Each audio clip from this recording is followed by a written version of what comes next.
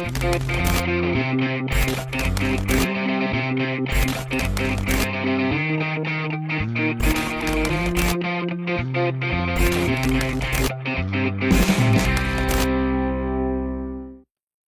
Diabetes reverse થઈ શકે છે? શુગરનું મૂળ શું છે અને કેમ આજે 30 વર્ષની ઉંમરના લોકો ઇન્સ્યુલિન ઉપર પહોંચી રહ્યા છે? નમસ્તે દર્શક મિત્રો, વાતોની વિન્ડો પોડકાસ્ટમાં હું નિશિત જોશી આપનું સ્વાગત કરું છું. દર્શક મિત્રો, આ શરૂઆતમાં મેં જે આ 3 પ્રશ્નો પૂછ્યા ને, આજે આ 3 પ્રશ્નો ઉપર આપણે ગંભીર ચર્ચા કરવાની છે. એ સિવાય પણ લાઇફસ્ટાઇલ ડિસીઝ જે થઈ રહ્યા છે અને શું લાઇફસ્ટાઇલ ડિસીઝને રિવર્સ કરી શકાય, એનો પણ ઘણા બધા પ્રશ્નો લોકોના માનસ પટલ ઉપર છે. ત્યારે આ તમામ પ્રશ્નોનું આજે આપણે સમાધાન કરીશું. આજે આપણી સાથે એક એવા મહેમાન ઉપસ્થિત છે કે જેઓ લાઇફસ્ટાઇલ ડિસીઝ સ્પેશિયાલિસ્ટ છે અને ડાયાબિટીસ રિવર્સલ કોચ તરીકે એમને ઓળખવામાં આવે છે. એવો છે ડૉક્ટર ગુંજીત પરમાર. ડૉક્ટર ગુંજીત, ખૂબ ખૂબ સ્વાગત છે આપનું આજની વાતોની વિન્ડો પોડકાસ્ટ કાર્યક્રમમાં. શરૂઆતમાં આ બધા પ્રશ્નો છે ને, આજે આપણે ઘણી બધી મોકળા મને વાત કરવાની છે. લોકોના એક એક પ્રશ્નોના જવાબનું સમાધાન આપણે આ શોમાં આપીશું. એ જ્યારે શો જોઈને ઊભા થશે ત્યારે એમને પણ એવું લાગશે કે ના, આ મારા બધા પ્રશ્નો હતા ડે ટુ ડે જીવનના, એ બધા પ્રશ્નોનું અહીં સમાધાન મળ્યું છે.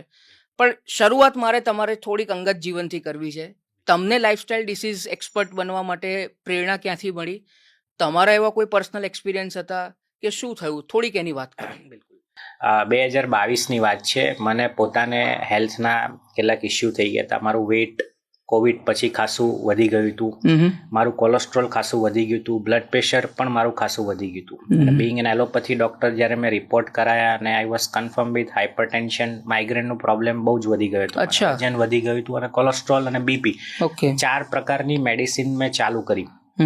એ વખતે 36 યરની મારી એજ હતી. બરાબર. તો 3-4 મહિના દવા લીધી પછી મને રિયલાઇઝ થયું કે ભાઈ 75-80 વર્ષ સુધી આપણે જીવવું હોય તો આ એક રસ્તો નથી. આ યંગ એજમાં જો આટલું પ્રોબ્લેમ થતો હોય તો ધેન પછી મેં બહુ બધું એક્સપ્લોર કરવાનું ચાલુ કર્યું કે કેવી રીતના આપણે આને નેચરલી ક્યોર કરી શકીએ, લાઇફસ્ટાઇલ ડિઝીઝને કયા પિલર ઉપર ફોકસ કરીને આપણે રિવર્સ કરી શકીએ આને.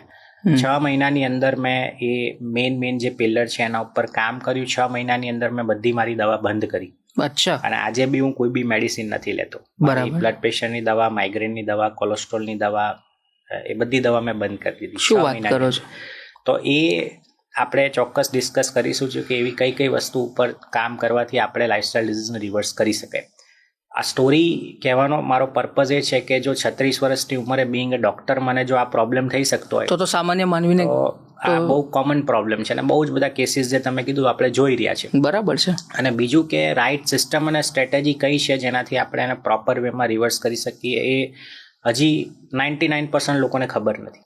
તો ડૉક્ટર ગુંજીત, પ્રશ્ન એવો થાય કે લોકોને જાણકારી તો બધી જ છે, તો પણ બીમારીઓ કેમ વધી રહી છે? 30-35 વર્ષની ઉંમરમાં, હા, જેને વારસાગત ડાયાબિટીસ હોય એ સમજી શકાય છે કે કદાચ એને વહેલો આવે મોડો આવે, એ તો ચલો નેચરલ પ્રક્રિયા છે. પણ તો પણ અમુક વખતે જેને વારસામાં ન હોય, આનુવંશિક રોગ તરીકે ન હોય છતાં પણ ડાયાબિટીસ થાય છે, એ કેમ થાય છે? અને શું પ્રશ્ન એક જ થાય, આ બધું ખાનપાનથી જ થાય છે? બિલકુલ, બહુ સારો પ્રશ્ન છે. ખાનપાન સિવાય બીજી ઘણી બધી આપણે જોઈશું કે ફિટનેસ તમારું કેવું છે, તમારી સ્લીપ કેવી છે, દિવસભર કેવા વિચારો આવે છે, એન્વાયરમેન્ટ કેવું છે જ્યાં કામ કરો છો, એ બધું બહુ ઇમ્પેક્ટ કરતું હોય છે ખોરાકની સાથે. પણ એથી એ વિશેષ, જેમ તમે કીધું કે લોકો પાસે ઇન્ફોર્મેશન બહુ છે. આજે ગૂગલની એઆઈના જમાનામાં તમને ફિંગર ટીપ ઉપર બધી વસ્તુ મળી જાય. આપણે વિડીયો જોયા કરતા હોય છે. પ્રોબ્લેમ એ છે કે ઇમ્પ્લિમેન્ટ નથી થતું. તો એના 3 મેઇન રીઝન છે. એક તો આપણને શા માટે આપણે આપણું વજન ઘટાડવું છે અથવા ડાયાબિટીસ રિવર્સ કરવું છે, આપણને શા માટે કરવું છે ને એ ખબર નથી. કેવી રીતના કરવું એ બધાને ખબર છે આજે.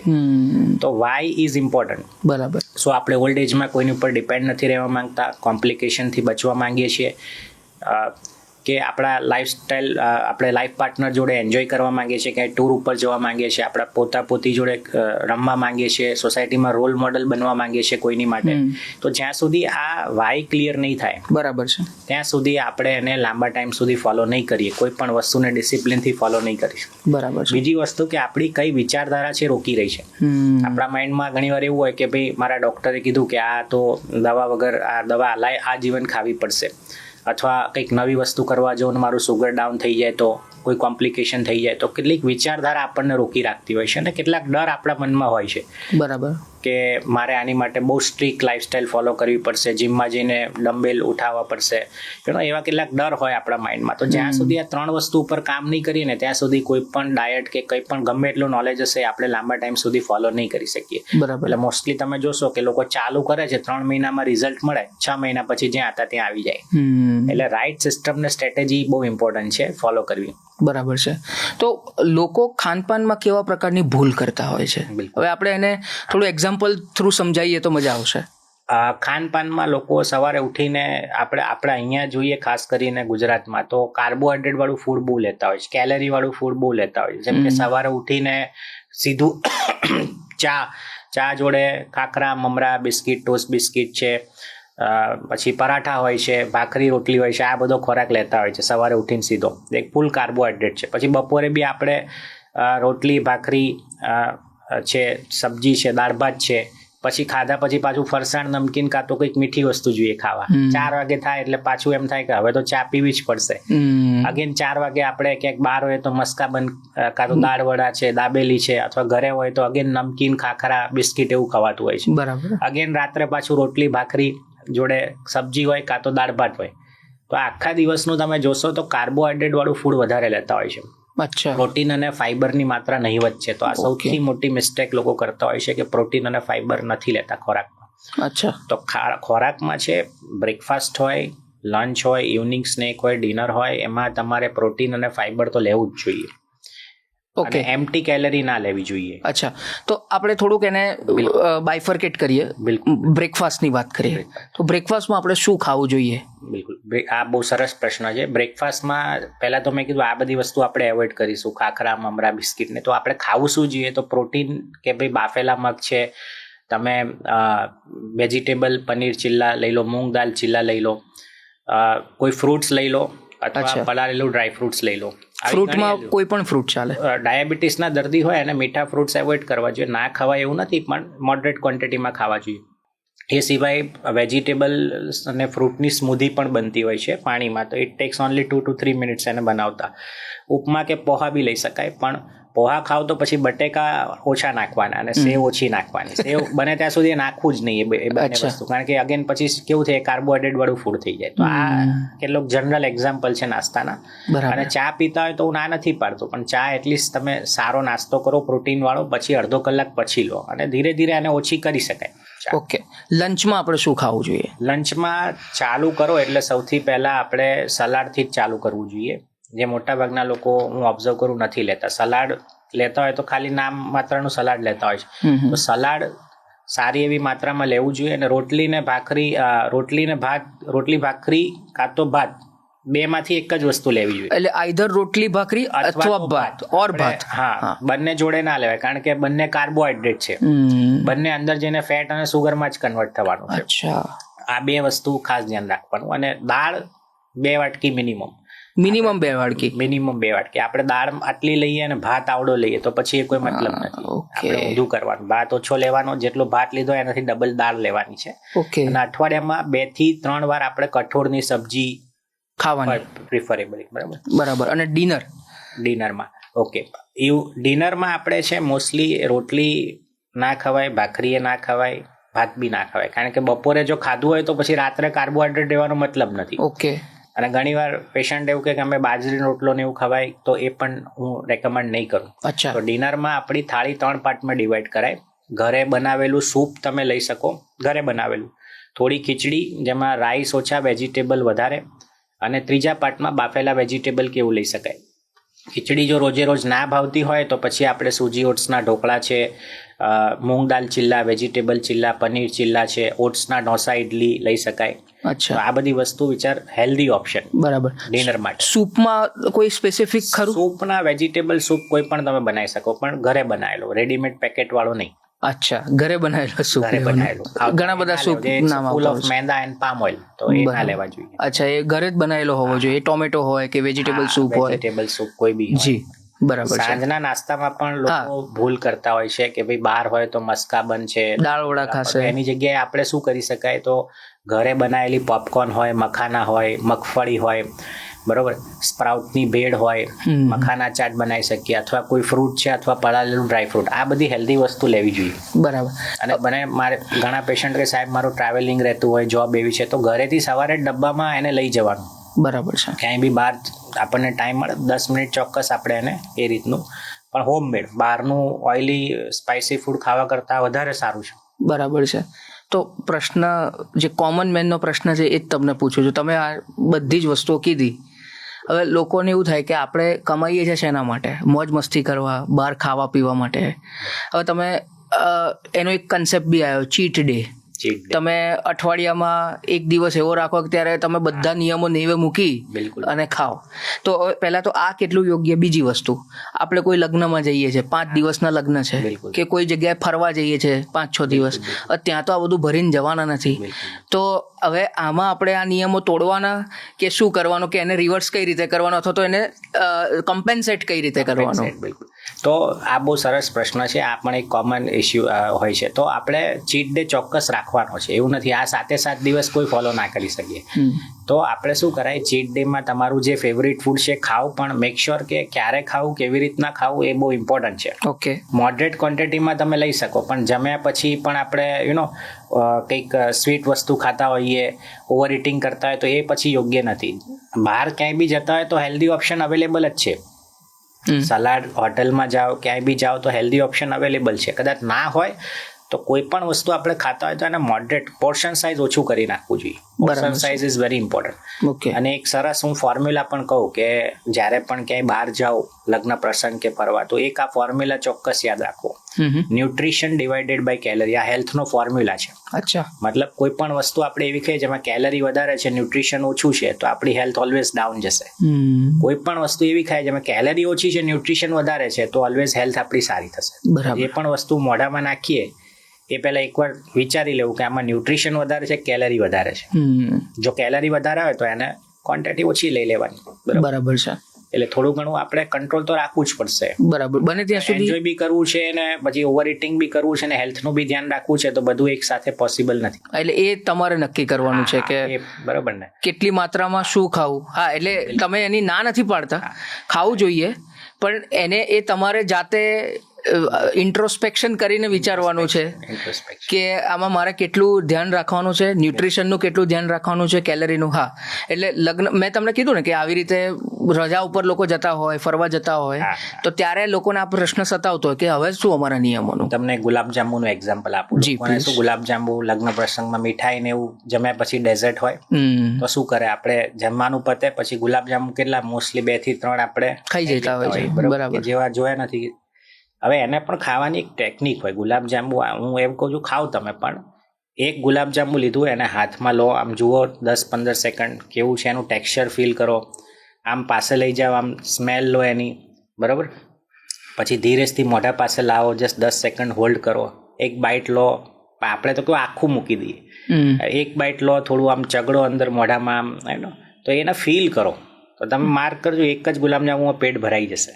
પણ આપણે કેવું છે, બધું ફટાફટ એક આખું મૂક્યું, આ બીજું, તો એવી રીતના તો પછી ઓવર ઇટિંગ થવાનું જ છે. એટલે ફૂડ જે બી, ઇવન અનહેલ્ધી ફૂડ બી જે વન્સ એ ડે ખાતા હોય, તો મેક શ્યોર કે આપણે એને એન્જોય કરીને ખાઈએ પૂરેપૂરું. ફીલ કરો, એનું ટેક્સચર ફીલ કરો, જુઓ એને. પણ આ તો પીઝા આયા નથી ને સીધું ઘપાક દઈને મોઢામાં, તો પછી ઓવર ઇટિંગ થવાનું જ છે. અને બીજું ચ્યુ નથી કરતા પ્રોપરલી લોકો. ખોરાક ચાવવો બી જોઈએ. આપણે કેવું છે, મોસ્ટલી 2-3 વાર ચાવીને સીધો અંદર પેટમાં જતો રહે, તો પછી એ તો ફેટ ને એમ જ સારી વસ્તુ ખાઈશું તો એ લોકોનું વજન વધશે. એટલે સારી વસ્તુ કે ખરાબ વસ્તુ એને ચ્યુ બી કરવી જરૂરી છે. બરાબર છે. અને એને મોડરેટ ક્વોન્ટિટી, વન્સ એ વીક આપણે ચોક્કસ ચીટ ડે કરવાનો જ છે, કરવો જ જોઈએ, પણ મેક શ્યોર કે ભાઈ એ મોડરેટ ક્વોન્ટિટીમાં. બરાબર છે. અચ્છા, બીજો પ્રશ્ન એ થાય, તમે હમણાં ગુલાબજાંબુની ને સ્વીટની વાત કરી. હવે ઘણી બધી જગ્યાએ ને ઘણા ઘરોમાં પણ એવું એક હોય છે કે ભાઈ ક્રેવિંગ થાય કે જમ્યા પછી આપણે ગળ્યું તો ખાવાનું જ એ રેસ્તો. હવે આ એક બીમારી કહી શકો કે માનસિકતા કહી શકો, અને શું કહેવાય ને, આ કેટલું યોગ્ય છે? આનું એક રીઝન છે ઇન્સ્યુલિન રેઝિસ્ટન્ટ. મતલબ શરીરમાં ફેટ વધારે હોય ને એટલે થાય શું કે આપણે અત્યારે મેં એમ કીધું કે ન્યુટ્રિશન વાળું નથી લેતા, કાર્બોહાઈડ્રેટ વાળું વધારે લે છે. અને બીજું ઇન્સ્યુલિન રેઝિસ્ટન્ટનું કારણ છે કે પ્રોટીન અને ફાઈબર પૂરતી માત્રામાં જતું નથી. જો પ્રોટીન અને ફાઈબરની માત્રા વધારીશું આપણે, તો 3 થી 6 મહિનામાં ક્રેવિંગ ઓછું થઈ જશે. કેમ? કારણ કે પ્રોટીન ફાઈબર પેટમાં લાંબા ટાઈમ સુધી પડ્યું રહે અને આપણને જલ્દી ભૂખ નહીં લાગવાની. કાર્બોહાઈડ્રેટ શું હોય, આપણે જે રોટલી ભાખરી ભાત બટેકા જે બધું ખાતા હોઈએ, સુગરને એકદમ સ્પાઇક કરે અને પછી તરત ધડામ દઈને ક્રેશ કરે સુગરને. એટલે 4 વાગ્યા સુધી તો એમ થાય કે હવે તો આપણે ચા પીવી જ પડશે.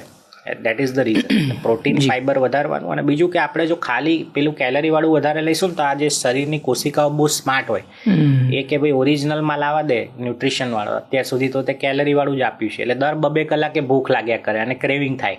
રાઈટ. તો ન્યુટ્રિશન વાળું જો ખાવાનું ચાલુ કરીશું, પ્રોટીન ફાઈબરની માત્રા વધારીશું તો ટાઈમ લાગશે. 3 થી 6 મહિના થાય. એવું નથી ચાલુ કર્યું તો મહિનામાં આપણને ક્રેવિંગ બંધ થઈ જાય. બરાબર છે. બરાબર. ઓકે. અચ્છા, અમુક લોકો દૂધ જે પીતા હોય છે, એટલે ઘણાને રેગ્યુલર દૂધ પીતા હોય છે, ઓકેઝનલી નહીં. હવે એ દૂધ પીવું જોઈએ કે અવોઇડ કરવું જોઈએ? દૂધ ઉપર હાલ ફિલહાલ બહુ રિસર્ચ થયા છે કે દૂધમાં જે છે કેમિકલ્સ ઘણા મળતા હોય છે. ઇવન જ્યાંથી પ્રોડક્શન થતું હોય ત્યાં બી ગાય અને ભેંસને ઇન્જેક્શન્સ આપીને, હોર્મોનના ઇન્જેક્શન આપીને આ લોકો એવું ઘણા બધા રિસર્ચ થયા છે. ઇવન મધર્સ મિલ્કમાં બી પ્લાસ્ટિકના કણો મળ્યા છે, એવા બી રિસર્ચ થયા છે. તો મધરનું મિલ્ક તો ઇટ્સ ઓકે, પણ બહારનું મિલ્ક આઈ રેકમેન્ડ કે એને એકદમ મોડરેટ ક્વોન્ટિટીમાં લેવું જોઈએ. એવું નહીં કે આપણે 2 થી 3 ગ્લાસ રોજના દૂધ પી જઈએ. બરાબર છે. બિકોઝ એના કારણે એવું રિસર્ચ હાલ ફિલહાલમાં આવ્યા છે કે બોડીમાં ઇન્ફ્લેમેશન, અંદરની ઇન્ફ્લેમેશન વધે, એના કારણે આપણી ચયાપચયની ક્રિયા ડિસ્ટર્બ થાય, સ્લો ડાઉન થઈ જાય અને પછી જે બી ખાઈએ ફેટનું પ્રમાણ વધે અને ડાયજેશનના બી ઇસ્યુ થતા હોય છે દૂધ જે લોકો લેતા હોય. અને કદાચ તમે લેતા હો તો ફેટ વાળું દૂધ ના લેવું જોઈએ. 1 ગ્લાસ દૂધ દિવસમાં ઇટ ઇઝ રેકમેન્ડેડ. કારણ કે ગ્લાયસેમિક લોડ આખા દિવસમાં 25.0 એવરેજ એટલો જવો જોઈએ. 1 ગ્લાસ દૂધનો જે ગ્લાયસેમિક લોડ માને આપણે બોડીમાં શુગર કેટલું લોડ કરીએ છીએ એનો એક ઇન્ડેક્સ આવે છે. અચ્છા. તો એ 25 થી વધારે આઈડિયલી ના જવો જોઈએ. 1 જ ગ્લાસ દૂધમાં એનો જે ગ્લાયસેમિક લોડ છે 5.0 છે. 1 ગ્લાસ દૂધની વાત કરો તો બાકીનું જે આખા દિવસમાં જે ખાય છે એ તમે સમજો કે 20 ની અંદર આપણે પતાવવાનું છે. એટલે એ થોડું ધ્યાન રાખવું જોઈએ. દૂધ 1 ગ્લાસ સુધી ઇટ્સ ઓકે. પછી એમાં બધું આવી જાય, ચા બા બધું આવી જાય. પછી 2 કપ ચા પીતા હોય તો અલગથી દૂધ લેવાની જરૂર નથી. બરાબર. એટલે ઘણા કે સાહેબ અમે તો ચા પીધી હતી, પણ પછી એ દૂધ જ છે. એટલે એ થોડું ધ્યાન રાખવાનું છે આપણે. ઓકે. અચ્છા, કરિયાણામાં આપણે જ્યારે કરિયાણાની ખરીદી કરતા હોઈએ છીએ તો કઈ 3 વસ્તુઓથી આપણે બચવું જોઈએ ખરીદી કરતી વખતે? ગ્રોસરી શોપિંગ કરીએ ને ત્યારે લેબલ રીડિંગ ચોક્કસ વાંચવું જોઈએ. આજે મોટા ભાગના તમે આપણે જે પેકેટ ફૂડ લેતા હોઈએ કે બિસ્કિટના પેકેટ આ તે તમે જોશો કે પહેલાં જે કન્ટેન્ટ હોય, પહેલાં જે 4 કન્ટેન્ટ હોય ને ડિસેન્ડિંગ ઓર્ડરમાં હોય, એટલે પહેલાં 4-5 વસ્તુ જે હોય ને એ સૌથી વધારે માત્રામાં હશે. તમે જોશો તો એમાં ઈધર રિફાઇન્ડ ફ્લોર હશે, કાં તો સુગર હશે, કાં તો વેજીટેબલ પામ ઓઇલ હોય, બરોબર, અથવા પ્રિઝર્વેટિવ હશે. એટલે કહેવાય ને જેટલું લાંબુ લિસ્ટ હોય ઇન્ગ્રેડિયન્ટ્સનું એટલી લાંબી દવાનું લિસ્ટ હોય.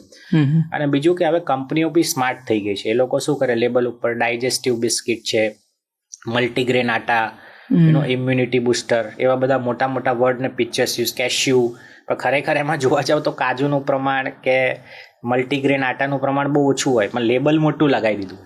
અચ્છા. એટલે આ વસ્તુ બહુ આપણે ધ્યાન રાખવું જોઈએ, એમાં ફસાવું ના જોઈએ. સુગરની જગ્યાએ હવે એ લોકો માલ્ટ્રોસ, ડેક્ટ્રોસ, સુક્રાલોઝ એવા વર્ડ યુઝ કરે છે જે નોર્મલ વ્યક્તિને ખબર ના હોય કે ભાઈ આ તો કંઈક બીજી વસ્તુ લાગે છે, પણ ખરેખર એ સુગર જ છે. બરાબર. એનું નામ બદલીને એ લોકો લેબલમાં માલ્ટ્રોસ, ડેક્ટ્રોસ, સુક્રાલોઝ એવું લખે છે. અચ્છા. તો પછી એ આપણે ધ્યાન રાખવું જોઈએ. બરાબર છે. પેકેટ ફૂડ જ્યારે બી આપણે પરચેસ કે ગ્રોસરી કોઈ પણ વસ્તુ લેતા પહેલા પાછળનું ઇન્ગ્રેડિયન્ટ લિસ્ટ ચેક કરો. બરાબર છે. એટલે આ લિસ્ટ ચેક અચૂક કરવું જ જોઈએ કોઈ પણ વસ્તુમાં. ઓકે. તો બીજો પ્રશ્ન એવો થાય કે આપણે લોકો એવું કહેતા હોય છે કે તમે નોર્મલ બ્રેડ ના ખાઓ, બ્રાઉન બ્રેડ ખાઓ.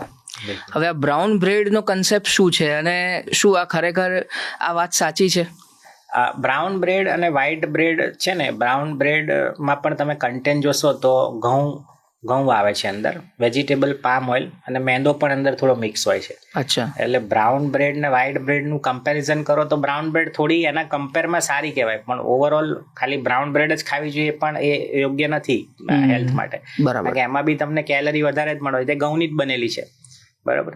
તો રેધર દેન કે આપણે એવું પેકેટ ફૂડ, ફ્રોઝન ફૂડ, એવું બ્રેડ ને એવું બધું ખાવા કરતાં જે મેં નાસ્તાનો ઓપ્શન આપ્યા કે બાફેલા મગ છે, તમે ઓટ્સના ઢોસા, ઇડલી, વેજીટેબલ ચીલા, એવો ગરમ નાસ્તો બનાવીને ખાઓ ને એ વધારે સારો. બરાબર. બ્રેડ કરતા. ઓકે. એટલે દેટ ઇઝ ગુડ ઓપ્શન. તમે આગળ જે વાત કરી કે બિસ્કિટની વાત કરી કે નમકીનની વાત કરી, હવે બાળકોની જે પરિસ્થિતિ છે અત્યારની, ઓબેસિટીની વાત કરું છું, એ ગંભીર મુદ્દો છે આ, કે બાળકોમાં મેદસ્વીપણું વધતું જાય છે અત્યારે. પહેલાના સમય કરતાં સ્વાભાવિક છે કે એક્ટિવિટીઝ, ફિઝિકલ એક્ટિવિટીઝ ઓછી થઈ ગઈ, લોકોનો સ્ક્રીન ટાઈમ વધી ગયો બાળકોનો, અને ખાનપાનની શૈલી જે છે એ તો બદલાઈ નથી એવી રીતે. હવે એમાં પડીકાઓનો પણ રોલ આવે છે કે બજારમાં મળતા જે પડીકાઓ છે, પેકેટ્સ છે નાસ્તાના, એ લોકો કન્ઝ્યુમ કરવા લાગ્યા.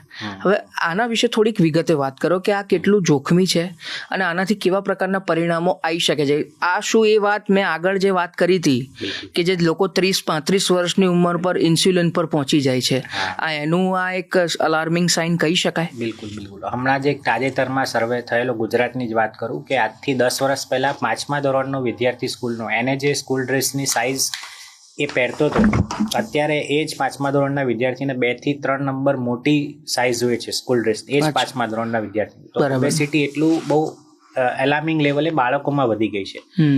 એનું રીઝન છે કે બ્રેકફાસ્ટ, હેલ્ધી બ્રેકફાસ્ટ છે એ બાળકોને અપાતું નથી. પડીકા ફૂડ વધારે જતા હોય છે, કારણ કે રાત્રે મોડે સુધી હસબન્ડ મોબાઈલ જોતા હોય, એક જ બેડરૂમમાં વાઈફ મોબાઈલ જોતા હોય, છોકરો મોબાઈલ જોતા હોય, સવારે માંડ ઉઠે અને ગરમ ગરમ નાસ્તો બનાવવાનો ટાઈમ હોય જ નહીં.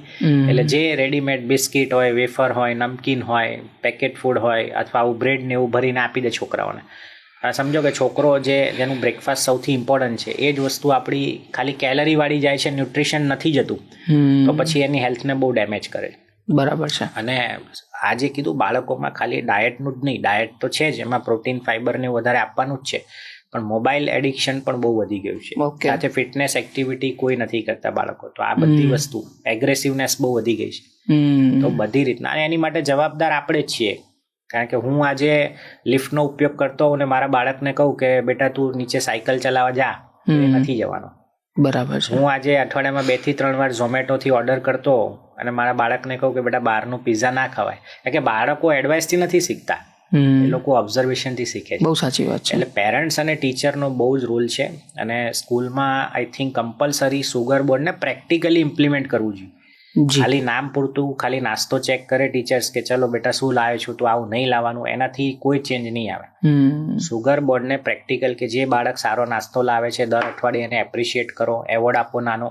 જે બાળક ફિટનેસની કોઈ એવી એક્ટિવિટી તમે અરેન્જ કરો કે જેમાં સારું પરફોર્મ કરે તો એને રિવોર્ડ આપો, બરાબર. બિહેવિયર સારું હોય તો એને રિવોર્ડ આપો. તો એવી રીતના પેરેન્ટ્સ, ટીચર અને બાળકો ત્રણે મળીને ગેમિફિકેશન થાય, એવી રીતના સુગર બોર્ડને પ્રેક્ટિકલી ઇમ્પ્લિમેન્ટ કરાવવું પડશે. બરાબર. તો આજે જઈને આપણા જે બાળકોનું ભવિષ્ય 10 થી 15 વર્ષ પછી હેલ્થ સારી થશે. બરાબર છે. ઓકે. અચ્છા, બીજો જે પ્રશ્ન તમે આગળ ફિટનેસની વાત કરી, હવે આમાં 2 વસ્તુ, જે 2 શબ્દો છે એના ઉપર થોડોક ફોકસ કરીએ કે એક્ટિવિટી અને એક્સરસાઇઝ, આ બંનેમાં શું ફરક છે? બિલકુલ. હવે ઘણા બધા પેશન્ટ મારી પાસે આવતા હોય કે સાહેબ મારું તો કામ જ એવું છે, અમે તો સવારે ઉઠીએ પછી બાળકોનું ટિફિન, હસબન્ડનું ટિફિન, ઘરનું કામ, કચરા પોતું, વાસણ, કપડાં, નીચે બી અમારે બધું સબ્જી લેવા જવાનું, આ તે, તો અમારે ક્યાં એક્સરસાઇઝ કરવાની જરૂર છે? અમારે તો થઈ જ જાય છે ને આટલું સરસ ફિટનેસનું. કે કોઈની જોબ એવી હોય કે ભાઈ મારે તો બહુ દોડાદોડી રહેતી હોય, સેલ્સની જોબ છે, મારા અહીંથી આમથી આમ ભાગવાનું, સીડીઓ ચડવાની, દાદરા ચડવાના, તો મારે તો કંઈ એવું લાગતું નથી કે મારે જરૂર છે. પણ અહીંયા એ વસ્તુ સમજવાની છે કે એક્ટિવિટી અને ફિટનેસનો ડિફરન્સ આપણે સમજવાનો. આપણે જે રોજે રોજ વર્ષોથી કરતા આવ્યા છે, એ તો એનાથી જો રિઝલ્ટ મળવાનું હોત તો મળી ગયું હોત, તો પછી વજન વધત જ નહીં. એટલે બોડી એ વસ્તુ એડેપ્ટ કરી લીધી છે કે જે આપણે વર્ષોથી રોજે રોજ કરતા આવીએ છીએ, એને આપણે એક્ટિવિટીમાં કન્સિડર કરીશું. તો એનાથી અલગ જઈને આપણે અડધો-પોણો કલાક, 40 મિનિટ્સ આપણે ચોક્કસ આપણા માટે આપવી જ પડશે. દિવસમાં એક એવરેજ સર્વે એવું કહે છે કે લોકો 3 થી 5 કલાક મોબાઈલ વાપરે છે, તો એમાંથી શું 40 મિનિટ આપણે આપણા માટે ના કાઢી શકીએ? એટલે એ વસ્તુ ચોક્કસ. અને બીજું, ફિટનેસના 4 કોમ્પોનન્ટ છે. કે ઘણીવાર પેશન્ટ એવું કહેતા હોય કે હું તો વોકિંગ કરું છું સાહેબ વર્ષોથી, મારું વજન જ નથી ઉતરતું. અને બલકે એવા જ પેશન્ટનું પેટ સૌથી વધારે હોય. તો અહીંયા એ સમજવાનું છે કે ફિટનેસ ઇમ્પ્રુવમેન્ટ એ ખાલી વોકિંગથી નહીં થાય, એ જરૂરી છે, પણ ફિટનેસના 4 કોમ્પોનન્ટ અગત્યના છે: સ્ટેમિના, સ્ટ્રેન્થ, ફ્લેક્સિબિલિટી અને માઇન્ડ. અચ્છા. સ્ટેમિના બિલ્ડ થશે. આપણે વોકિંગ, રનિંગ, સાયકલિંગ, સ્વિમિંગ કરીએ એનાથી સ્ટેમિના બિલ્ડ થશે, મતલબ કે હાર્ટ અને ફેફસા આપણા મજબૂત થાય. પણ જો આપણે સ્ટ્રેન્થનું ધ્યાન નહીં રાખીએ અને ફ્લેક્સિબિલિટીનું, કિચનમાં કોઈ ડબ્બો ઉપાડવા જઈએ અને કમરમાં રહી જાય, જર્ક લાગી જાય, નીચેથી કોઈ વજન ઉપાડવા જઈએ જર્ક લાગી જાય, તો પછી ફ્લેક્સિબિલિટી નથી. અથવા કોઈ એવું વજન બી આપણે ના ઉપાડી શકીએ, મતલબ સ્ટ્રેન્થ નથી. એટલે આ જોઈન્ટની ફ્લેક્સિબિલિટી અને મસલ્સની સ્ટ્રેન્થ બી એટલી જ જરૂરી છે. તો આ ચારે વસ્તુ, અને માઇન્ડનું મેડિટેશન બી જરૂરી છે. તો આ ચાર કોમ્પોનન્ટ કવર થાય તો આપણે એમ કહેવાય કે ભાઈ હવે આ ફિટનેસ છે વ્યક્તિને. અને કોઈ અઘરી વસ્તુ નથી. આ 40 મિનિટમાં બધી વસ્તુ કવર થઈ જાય જો રાઈટ સિસ્ટમ અને સ્ટ્રેટેજી ફોલો કરો તો. બરાબર છે. અચ્છા, તો હવે જેમ તમે આ 4 કમ્પોનન્ટ્સ કીધા, હું થોડુંક એને ડિટેલમાં જણાવવા માંગુ છું કે જે સ્ટમક ઉપરની જે ફેટ છે, પેટ ઉપરની ચરબી, હવે એ પેટ ઉપરની ચરબી એકદમ જલ્દી નથી એને રિડ્યુસ થતી. હવે આના શું કારણો છે અને શું એક વખત થઈ જાય પછી એને ઉતારી શકાય કે ના શકાય? આના પર થોડુંક વિગતે વાત કરો, કારણ કે ઘણા બધા લોકો આ સમસ્યાથી પીડાઈ રહ્યા છે. હા, ઘણા બધા દર્દીઓના એવા પ્રશ્નો હોય છે કે સાહેબ આ બધું છે પણ આ પેટની ચરબી નથી ઉતરતી. તો અહીંયા આ છે ને આપણો મધ્યપ્રદેશ છે, ફિક્સ ડિપોઝિટ છે. આપણે ફિક્સ ડિપોઝિટ કેવું સૌથી છેલ્લે તોડાઈએ, રાઈટ, ઇમરજન્સી હોય. તો એવી રીતના આ જે છે પેટની ચરબી એ સૌથી છેલ્લે ઉતરશે. પહેલા અહીંયાથી ઉતરે, પછી હાથમાંથી ઉતરે, પછી અહીંથી ઉતરે ને પછી પગમાંથી ઉતરે. આપણે વેટ લોસની જર્ની માની લો ચાલુ કરતા હોય તો એવું માનીને ચાલવાનું કે 3 મહિના પછી તો ઉતરવાની ચાલુ થશે. ત્યાં સુધી તો લોકો હિંમત હારી જતા હોય છે કે સાહેબ બહુ થઈ ગયું, આ તો ઉતરતું જ નથી. 3 મહિના પછી તો એ ઉતરવાની ચાલુ થતી હોય છે પેટની ચરબી. એટલે એ સૌથી છેલ્લે ઉતરે. મોસ્ટલી તમારે 3 થી 6 મહિના ગણી લેવા. બરાબર છે. એના કરતા વધારે થાય પેટની એકદમ ફ્લેટ આવતા. અચ્છા. અને ડાયટમાં બી લોકો ઘણી મિસ્ટેક કરતા હોય છે વેટ લોસમાં, એના કારણે બી નથી ઉતરતી. લો કેલરી ડાયટ ઉપર જતા રહે, ઉપવાસ કરે, સૂટ ના થાય, ઇન્ટરમિટન્ટ ફાસ્ટિંગ જે કહેવાય, બધા માટે નથી હોતું. બરાબર. પણ લો કેલરી ડાયટ, કીટો ડાયટ, તો એના કારણે મસલ લોસ બી થઈ જતો હોય ફેટ લોસની સાથે સાથે, which is very wrong method. બરાબર છે. આપણે વેટ લોસમાં શું કરવાનું છે? ખાલી ચરબી જ ઉતારવાની છે, મસલ્સ વધારવાના છે. તો ભૂખ્યા રહેવાની જરૂર નથી કે લો કેલરી ડાયટ, કીટો ડાયટ કે એકદમ લાંબા બધા ઉપવાસો કરવાની જરૂર નથી. એના કારણે વજન તો ઘટી જાય 3 મહિનામાં 15 કિલો. બરાબર. 6 મહિના પછી જ્યાં હતા ત્યાં આવી જાવ. આ વસ્તુનું ખાસ ધ્યાન રાખવાનું છે કે ભાઈ વજન ઉતારવાની રાઈટ સિસ્ટમ અને સ્ટ્રેટેજી ફોલો કરવાની છે. આમાં સાહેબ એક વાત તમને પૂછી લઉં, કારણ કે આપણે બધી કાપ્સની ને એની વાત કરી, પણ અમુક વખતે અત્યારે જે મિલેટ્સનું જે ચલણ વધવાનું થઈ રહ્યું છે અથવા તો વધી રહ્યું છે, એમાં બાજરી છે, જુવાર છે, રાગી છે, આ બધા મિલેટ્સ લેવાના થાય. હવે આનો કેટલો મહત્વનો રોલ છે અને આમાં બી લોકો કઈ મેથડથી આ વસ્તુને કન્ઝ્યુમ કરવી જોઈએ, તો એના પર થોડીક વાત કરો. મિલેટ બી લેવા જ જોઈએ ચોક્કસ. ઘઉંની જગ્યાએ આપણે મિલેટ્સ અથવા મલ્ટીગ્રેન અથવા સિંગલ મિલેટની રોટી લો તો બહુ સારું છે. પછી એવું ના થાય કે આપણે મોર્નિંગમાં મિલેટ લઈએ, બપોરે મિલેટ લઈએ, રાત્રે મિલેટ લઈએ, તો પછી કોઈ મતલબ નથી. અચ્છા. તો એ અગેન કાર્બોહાઈડ્રેટ રીચ ફૂડ થઈ જાય. બરાબર. તો આપણે મિલેટ દિવસમાં એક જ વાર લેવાના છે. એ બી અહીંયા મેક શ્યોર કે ભાઈ મિલેટ કરીને પછી બપોરે બાજરીનો રોટલો, રાતે બાજરીનો જુવારનો રોટલો ખાઈએ તો પછી એનો મતલબ નથી. બરાબર. Millet B in a moderate quantity which is a good. ઘઉંના કમ્પેરમાં સારું છે. બરાબર છે. હા, એક વસ્તુ મેં બી જોઈ સાહેબ, ઘઉંની રોટલી અમે 2 ખાતા હતા, જુવાર રાગીની 3 ખાઈએ છીએ. એ બી ખોટી મેથડ છે, કારણ કે બંનેમાં કેલરી સેમ છે, ખાલી ગ્લાયસેમિક ઇન્ડેક્સ બંનેનો વધતા ઓછો છે. ઘઉંનો વધારે છે, જુવાર રાગીનો બરાબર થોડો કમ્પેરેટિવલી ઓછો છે. કેલરી બંનેમાં સેમ છે. એટલે પછી એવું ના થાય કે હેલ્ધી કરીને આપણે ઓવર કેલરી લઈશું તો પછી વજન બી નહીં ઘટે. બરાબર. પેશન્ટ કે સાહેબ અમે તો હેલ્ધી ખાઈ મોટો ભરીને ડ્રાયફ્રૂટ ખાઈ જઈએ છીએ, તો પછી એ તો કેલરી વધારે જ જવાની છે ડ્રાયફ્રૂટ. સાચી વાત. દરેક હેલ્ધી વસ્તુ બી ખાઈએ તો ધ્યાન રાખીએ કે મોડરેટ ક્વોન્ટિટીમાં લેવાનું છે. ઓકે. તો એનો મતલબ મિલેટનો ઉપયોગ કરો, પણ એ પણ એક પ્રમાણસર કરવો જોઈએ આખો. બરાબર છે. હવે મેન્ટલ સ્ટ્રેસની વાત કરીએ તો તણાવ અને બીપી જે છે અથવા શુગર છે, હું એને તણાવ is equal to BP plus sugar, તો શું આ તણાવ આ બંને વસ્તુને વધારે છે? બિલકુલ. આ બહુ સરસ પ્રશ્ન. તણાવનું અત્યારે ઘણા કારણ હોય. એક તો કાં તો હેલ્થનું પ્રોબ્લેમ હોય, ફ્યુચરનું ચિંતા હોય કે ઓલ્ડ એજમાં મારે કોઈની ઉપર ડિપેન્ડ નહીં રહેવું પડે, તો ફાઇનાન્સનું હોય. પણ અત્યારે જે યંગસ્ટર્સની વાત કરું ને તો તણાવનું નંબર 1 કારણ સોશિયલ મીડિયા છે. અચ્છા. સોશિયલ મીડિયા, કારણ કે આપણે શું છે રીલ લાઈફમાં વધારે પડ્યા છે, રિયલ લાઈફમાં અત્યારે છે જ નહીં. હવે આપણી આજુબાજુના સર્કલના 50 લોકો એવા હોય હવે એ લોકો સોશિયલ મીડિયા આપણે એમનું જોતા હોય, એ વ્યક્તિ એના એવા જ 2 ફોટો મૂકવાનો છે કે એની લાઈફના સૌથી 2 બેસ્ટ ફોટો હોય. બરાબર છે. પણ આપણે હવે એવા 50 આપણા અંગત લોકો છે, એના દિવસભર એવા ફોટો જોઈએ કે યાર આ તો આટલું સરસ બહાર ફરવા ગયો, આ એચીવ કર્યું, ફલાણું ઢીકણું. એટલે આપણી અંદર છે ને એક ઇનડાયરેક્ટ એક ફોમો ક્રિએટ થાય કે મારી લાઈફમાં કંઈક ખૂટે છે. તો આ વસ્તુ ચોક્કસ આપણે થોડું અવેર રહેવાનું છે કે સોશિયલ મીડિયાનો એક one of the main reason છે સ્ટ્રેસનું આજકાલ. બધું હોવા છતાં આપણી પાસે સારું ઘર, ગાડી, લાઈફ સેટ છે, તો બી અંદરથી કાયમ એવું લાગતું હોય કંઈક ખૂટે છે. બરાબર. એટલે એ જે અંદર સ્ટ્રેસ છે ને, અને એના કારણે આપણે આ મેટાબોલિઝમ ઉપર અસર થાય, આપણે અંદરથી આપણી જાત સાથે જ સેટિસ્ફાઈડ ના હોઈએ, હેપી ના હોઈએ, એના કારણે આપણે લાંબા ટાઈમ સુધી કઈ વસ્તુ ફોલો ના કરી શકીએ. બરાબર છે. કે ચાલુ કર્યું છે, ચલો આજે ફિટનેસની કોઈ એક્ટિવિટી ચાલુ કરી કે ડાયટ કે કંઈક સારી એવું પ્રોટીન ફાઈબર વાળું, પણ 3 મહિના પછી એમ થાય કે હવે આમાં મજા નથી આવતી, કારણ કે આપણે અંદરથી જ પોતે ખુશ નથી આપણા સાથે. ઓકે. એટલે એ ખુશ રહેવા માટે ગ્રેટિટ્યુડની પ્રેક્ટિસ કરવી બહુ જરૂરી છે. બરાબર છે. હું ઓલવેઝ કહેતો હોઉં કે રાત્રે સુવો એ પહેલા 2 વસ્તુ ચોક્કસ લખવાની ડાયરીમાં, 5 મિનિટ થાય કે આજની દિવસમાં કઈ ઘટના સારી બની તમારી જોડે અને કઈ વ્યક્તિના તમે આભારી છો. બરાબર છે. આ 2 વસ્તુ જો લખવાનું ચાલુ કરીશું ને આપણે, તો આપણી આસપાસના લોકોની વેલ્યુ આપણને સમજાશે. જ્યાં જોબ કરીએ છીએ, બિઝનેસ કરીએ છીએ, જે આપણો સ્ટાફ છે, કે જે આપણું ઘર છે, આપણા પેરેન્ટ્સ છે, એમની વેલ્યુ આપણને સમજાશે. ઓકે. તો ડૉક્ટર સાહેબ, જેમ કે તમે તણાવની વાત કરી, બીપી ને શુગરની વાત કરી, હવે મારે 3 પ્રશ્નો છે અને આ પ્રશ્નો લોકોને ખૂબ જ માહિતગાર થશે એ લોકો આનાથી, એવું મને લાગે છે. બ્લડ પ્રેશર હોય, શુગર હોય, તો આ બ્લડ પ્રેશર ને શુગરની દવાઓ આખી જિંદગી લેવી પડે?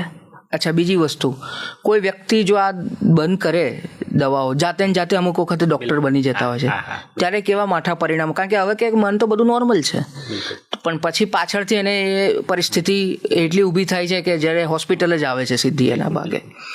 અને શું આ તમે જે વાત કરો છો કે ડાયાબિટીસ રિવર્સ થઈ શકે, શુગર રિવર્સ થઈ શકે, બ્લડ પ્રેશર નોર્મલ થઈ શકે દવા ના લીધી હોય તો, આ વસ્તુનો થોડોક વિગતે જવાબ જોઈએ છે.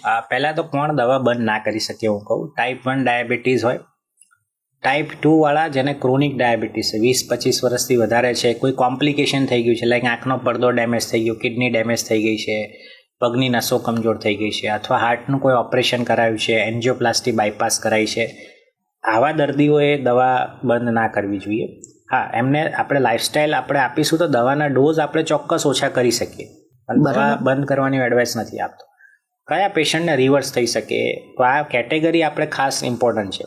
બ્લાઇન્ડલી કોઈ એવા એમાં ફસાઈને કે આપણે આ દવા બંધ કરી દઈએ, પાવડર ચૂરણ આ તે, પછી પાછળથી કોમ્પ્લિકેશન થતા હોય છે પેશન્ટને, તો એવું ખાસ ધ્યાન રાખવાનું છે.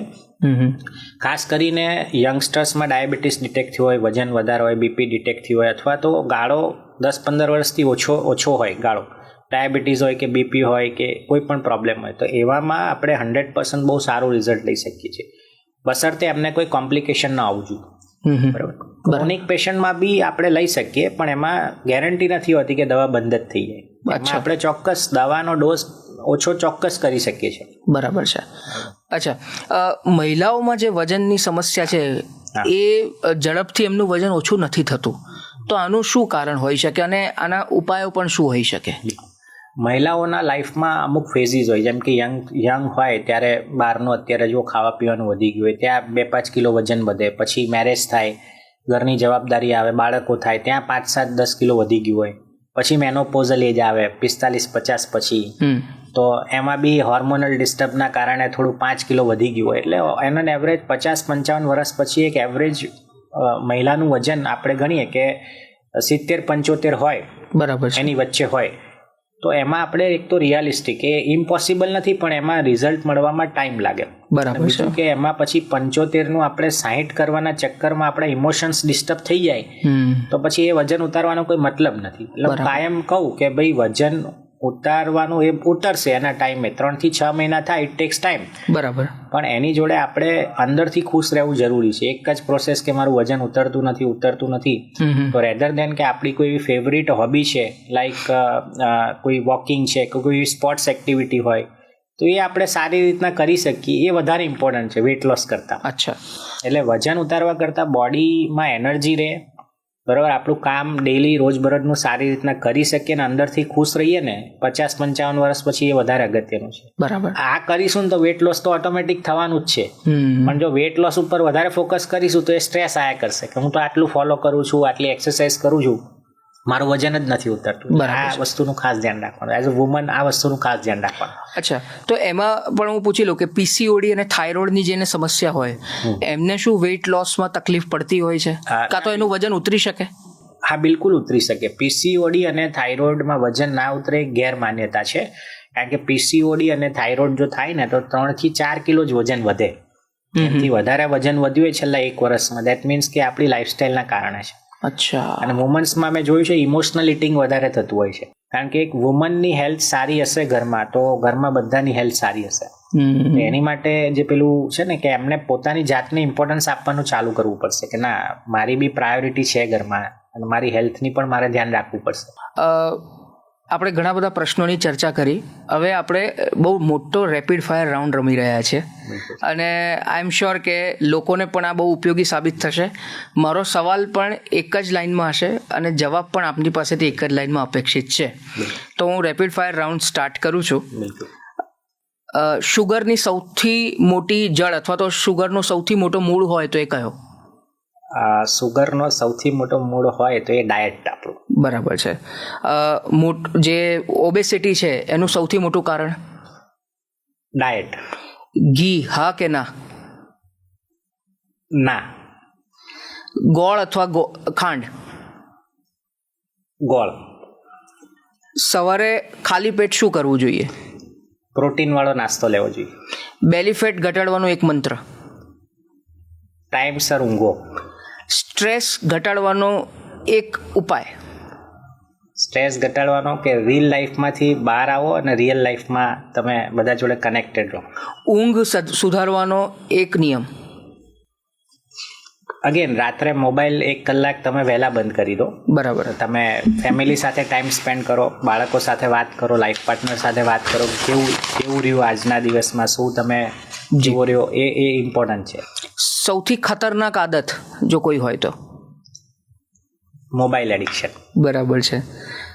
દરેક આપણા નાગરિકે સૌથી પહેલું અત્યારે કઈ બાબત બંધ કરવી જોઈએ આજથી?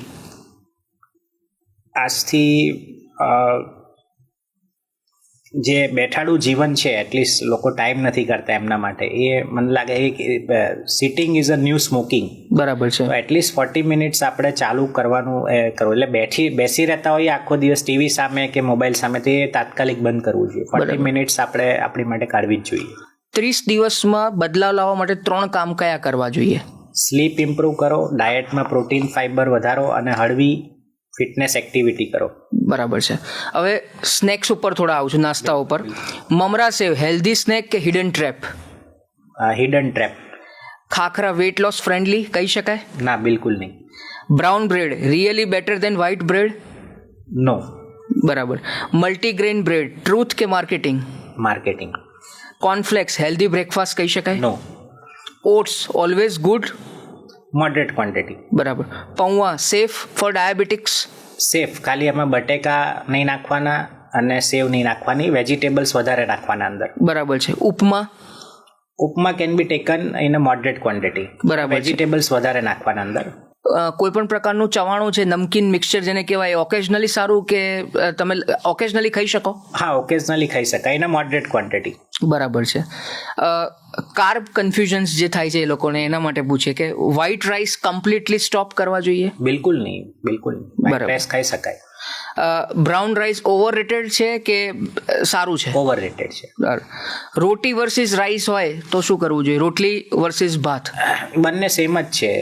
બંને સેમ જ છે. તમારું જે મનપસંદ હોય કોઈ પણ એક વસ્તુ ખાઓ તમે. બરાબર છે. અંદર જઈને બધું કાર્બ ને ફેટમાં જ છે બંને થવાનું. ઓકે. ડેરી અને ફેટ પર થોડીક વાત કરીએ. ટોન મિલ્ક કે ફૂલ ફેટ મિલ્ક?